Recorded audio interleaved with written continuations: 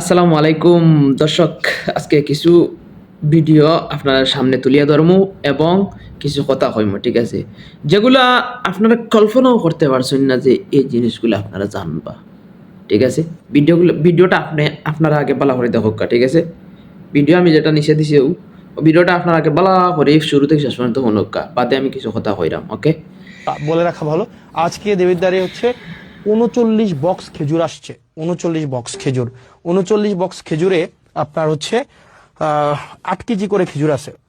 মানে এগুলো হচ্ছে গভর্নমেন্ট দেয়, মানে বিভিন্ন জায়গা থেকে এগুলো নিয়ে আসে। টোটাল হচ্ছে 39 বক্স খেজুর। আমি যদি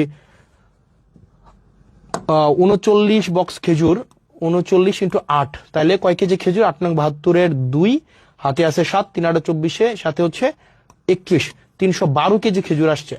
ভুল হয়েছে নাকি? ঠিক আছে না? হ্যাঁ, 8 নং 72-এর 2, 7, 3 × 24-এর সাথে 21, হ্যাঁ ঠিকই তো আছে। 312 কেজি খেজুর আসছে। 12 কেজি খেজুর 15টা ইউনিয়নের যেই হচ্ছে মাদ্রাসাগুলো আছে, মাদ্রাসাগুলোতে হচ্ছে ভাগ করে দিবে। হয়তো 3 কেজি করে হয়তো পাইতে পারে আর কি।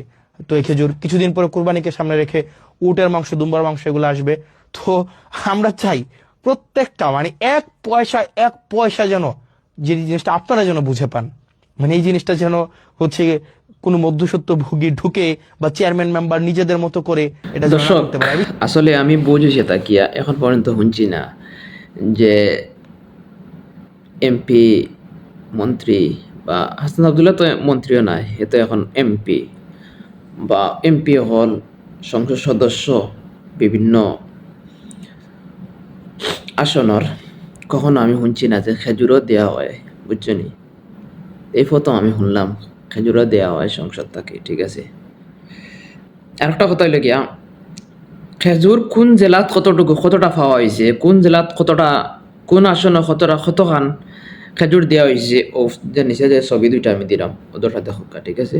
ওদরটা হইলে গিয়া খেজুর কোন আসন কতখান দেওয়া হয়েছে, ঠিক আছে? আপনারা দেখি লক্ষ্য, এখন আপনারা পাইছেন নাকি তা? আপনারা আসন, আপনারা যার যেন বাড়ি আছে, আপনারা এটা খবর পাইছেন নি? খেজুর পাইছেন নি?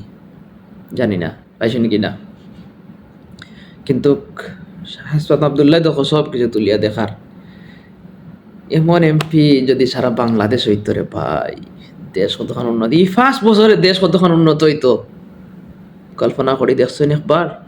কল্পনা করি দেখছেন?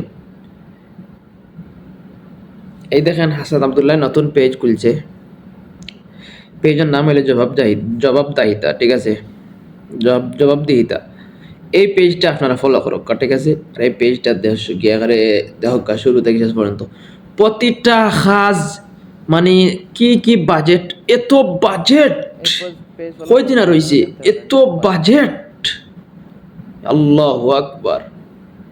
দেশন কোন নাই রিজার্ভ নাই, কোনটা নাই লিস্ট, কিন্তু তাইলে হাসান আবদুল্লাহ যদি এত বাজেট দেখাইতে পারে, তাহলে প্রতিটি আসলে এরকম, প্রতিটি জেলাতে এরকম বাজেট দেওয়া হর। আমরা তো প্রতিটি জেলাতে কোনো লড়াছড়া দেখি না, কিচ্ছু দেখি না।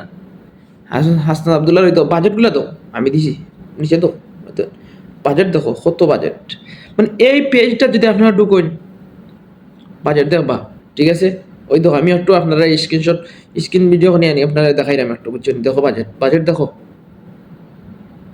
বাংলাদেশের প্রতিটি আসন ও প্রতিটি জেলায় এরকম বাজেট দেওয়া হইব কিনা বলেন না? একটাই শুধু দেওয়ার সব বাজেট।